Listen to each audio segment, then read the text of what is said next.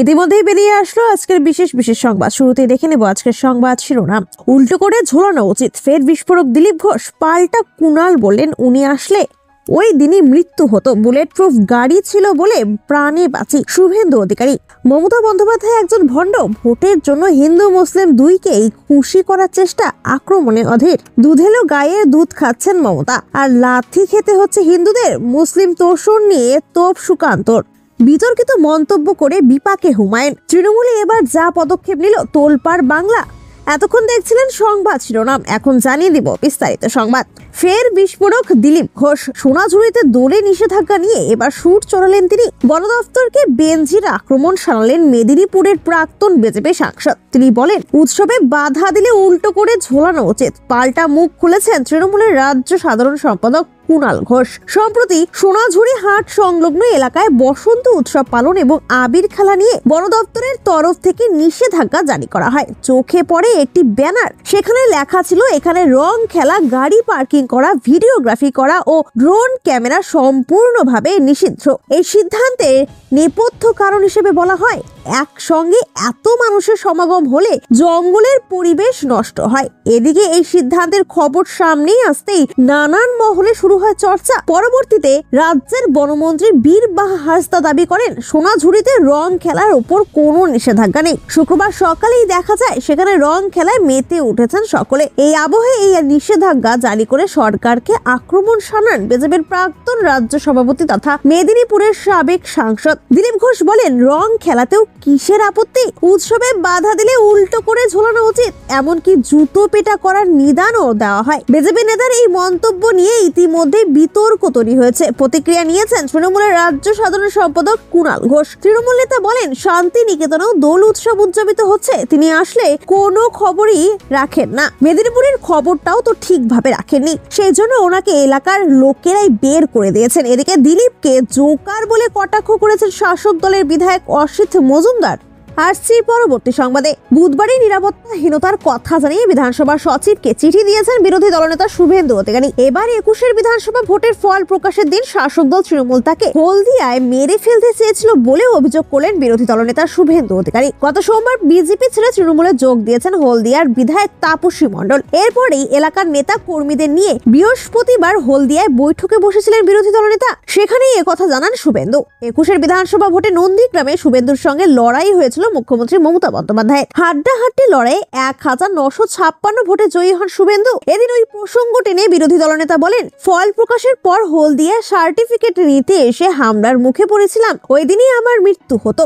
Bullet proof গাড়ি ছিল বলে প্রাণে বাঁচি। বিরোধী দলনেতার দাবি 2011 সালে বাংলায় পরিবর্তনের পেছনে মমতা বন্দ্যোপাধ্যায়ের কোনো ক্রেডিট নেই, এটা সময়ের ডাক ছিল, তাই বাংলায় পরিবর্তন হয়েছিল। আবার সময়ের ডাক এসেছে, মানুষ চাইছে বাংলার পরিবর্তন। বাংলাদেশের প্রসঙ্গ টেনে শুভেন্দু এও বলেন 26 হিন্দুদের কাছে শেষ সুযোগ, এদের না সরাতে পারলে দেশে এর থেকে বড় ভুল আর হবে না। এ প্রসঙ্গে প্রাক্তন শাসকের প্রসঙ্গও টেনে এনেছেন শুভেন্দু। বিরোধী দলনেতা বলেন তৃণমূলের সরকার আমাকে রাস্তায় নামতে দেয় না, সেজন্য 74 বার হাইকোর্টে যেতে হয়েছে। এরপরে সিঙ্গুরের প্রসঙ্গ টেনে শুভেন্দু বলেন বুদ্ধদেব ভট্টাচার্য ভদ্রলোক ছিলেন। মমতা বন্দ্যোপাধ্যায় 16 দিন সিঙ্গুরের রাস্তা বন্ধ করে রেখেছিল। জ্যোতিবাবু থাকলে চুলের মুঠি ধরে তুলে নিয়ে যেত।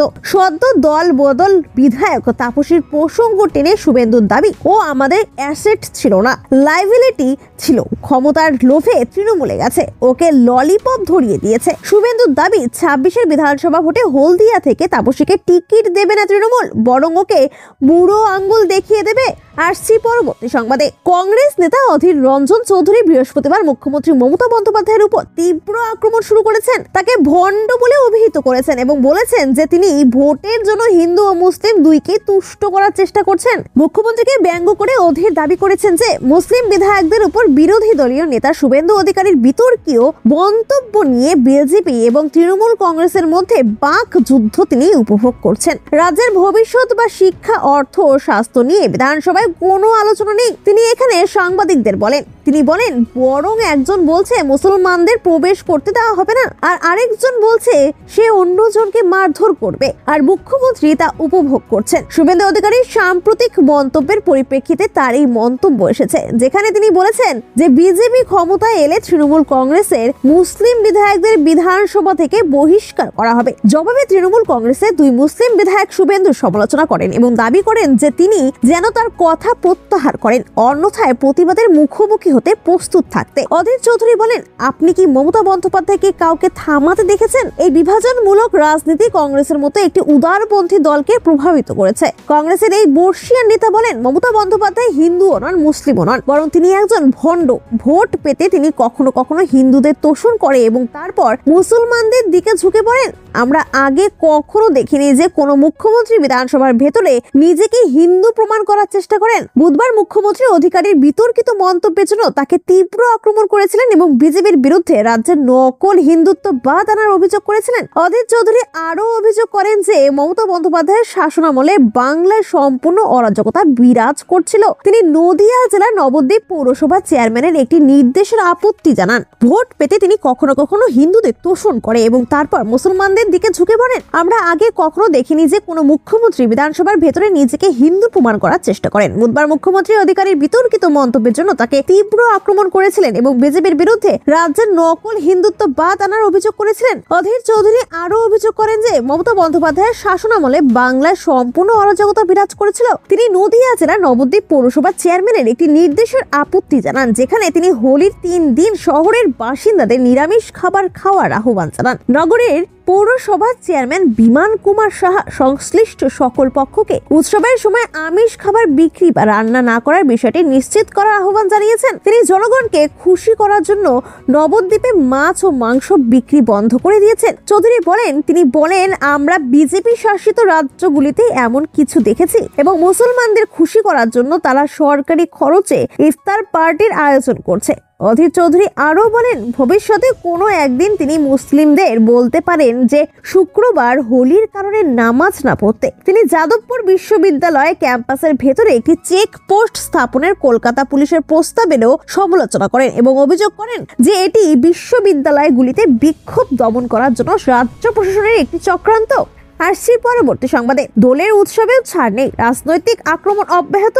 এবার মুখ্যমন্ত্রী মমতা বন্দ্যোপাধ্যায়ের বিরুদ্ধে মুসলিম তোষণের অভিযোগ তুলে কড়া ভাষায় আক্রমণ করলেন কেন্দ্রীয় শিক্ষা প্রতিমন্ত্রী সুকান্ত মজুমদার। সুকান্তর কথায়, মুসলিমরা একজোট হয়ে ওনাকে ঢেলে ভোট দিচ্ছে, তাই মুসলিম তোষণ চলছে। রাজ্যের প্রধান বিরোধী দল বিজেপির অভিযোগ, এবার দোল শুক্রবার পড়ায় সকাল 10টার মধ্যে রং খেলা সেরে ফেলতে হবে বলে বিভিন্ন জায়গায় হুলিয়া জারি করেছে রাজ্য পুলিশ। নেপথ্যে মুসলিমদের তোষণ করা। খোদ কবিগুরু রবীন্দ্রনাথ ঠাকুরের শান্তিনিকেতনেও নাকি এমন হুলিয়া জারি হয়েছে, যা বিরল। এই ইস্যুতেই মমতাকে আক্রমণ করেছেন গেরুয়া সাংসদ। এক সংবাদ সংস্থাকে দেওয়া সাক্ষাৎকারে সুকান্ত বলেন, এই সরকার তোষণের রাজনীতি করছে, তবে এটা প্রথমবার করছে এমন না। দীর্ঘদিন ধরে মমতা বন্দ্যোপাধ্যায় তোষণের রাজনীতি করে চলেছেন। তিনি জানেন, গোড়া মুসলিম ভোট ব্যাংক যাদের সঙ্গে জামাতের যোগাযোগ রয়েছে। বাংলাদেশের বহু সংগঠন যারা এপারও স্লিপার সেলের মতো কাজ করে, ভোটে তারাই ওনাকে সাহায্য করে। সুকান্তর তো মুসলিমরা একজোট হয়ে ওনাকে ভোট দিচ্ছে, তাই মুসলিম তোষণ চলছে। এখানেই থেমে থাকেনি সুকান্ত। তিনি আরো বলেন, মমতা বন্দ্যোপাধ্যায় স্পষ্ট বলেছেন, যে গরু দুধ দেয় তার লাথি খাওয়া ভালো। সমস্যা হলো উনি খাচ্ছেন দুধ আর লাথি খেতে হচ্ছে বাংলার হিন্দুদের। রাজ্যের হিন্দুদের সাড়ম্বরে হোলি পালন করার আবেদন জানিয়েছেন সুকান্ত বাবু।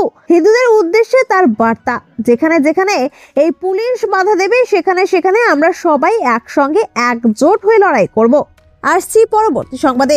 বিতর্কিত ও বেফাস মন্তব্য করে একাধিকবার সংবাদমের শিরোনামে উঠে এসেছেন ভরতপুরের তৃণমূল বিধায়ক হুমায়ুন কবির। সম্প্রতি রাজ্যের বিরোধী দলনেতা শুভেন্দু অধিকারীর সঙ্গে ধর্ম সংক্রান্ত বাগযুদ্ধে জড়িয়ে পড়েন তিনি। নন্দীগ্রামের বিধায়ক তৃণমূলের মুসলিম বিধায়কদের চ্যাংদোলা করে রাস্তায় ফেলে দেওয়ার হুঁশিয়ারি দিয়েছিলেন। সেখান থেকে সূত্রপাত। পরপর 2 দিন এই নিয়ে গর্জে ওঠেন হুমায়ুন। এবার তার বিরুদ্ধে কড়া পদক্ষেপ নিল তৃণমূল। শুভেন্দুর চ্যাংদোলা মন্তব্য নিয়ে গত 2 দিন ধরে সরগরম রাজ্য রাজনীতি। সম্প্রতি এই নিয়ে ফুঁসে উঠেছিলেন ভরতপুরের বিধায়ক। তিনি বলেন, মারতে এলে রসগোল্লা খাওয়াবো নাকি, ঠুসে দেব, ক্ষমতা থাকলে মুর্শিদাবাদে আসুন, দেখে নেব।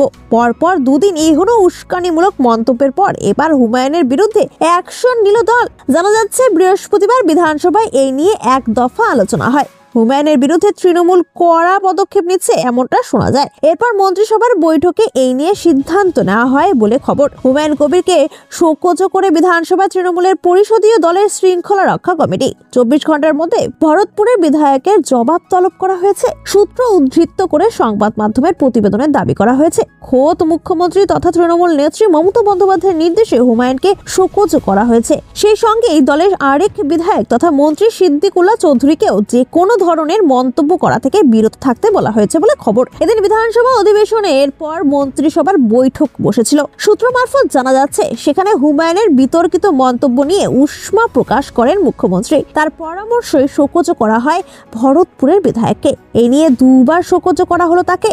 নিয়ম বলছে আরেকবার যদি তাকে শোকজ করা হয় তাহলে সাসপেন্ড হবেন তিনি।